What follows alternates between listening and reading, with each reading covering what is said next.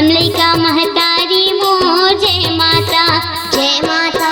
जग दुनिया भर होवत सोर चंदा कस महिमा के जोर बगरे हावे चारो जय माता जय माता।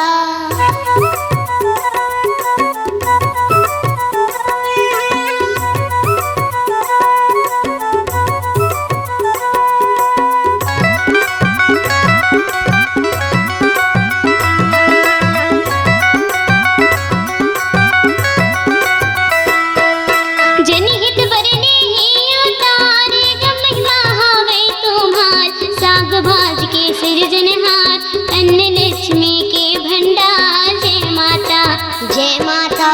जय हो शाकंभरी जय हो तो निर्मल है अचरा के छोर हम लइका महतारी मोर जय माता जय माता। जग दुनिया भर होवत सोर चंदा कस महिमा की जोर बगरे हावे चारो जय माता जय माता।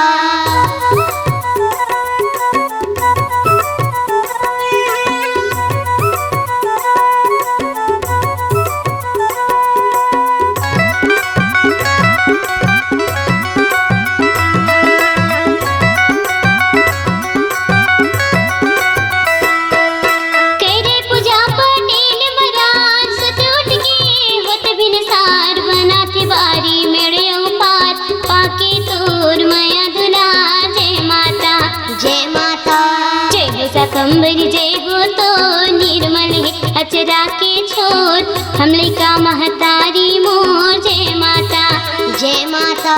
जग दुनिया भर होवत सोर चंदा कस महिमा के जोर बगरे हावे चारो जय माता जय माता।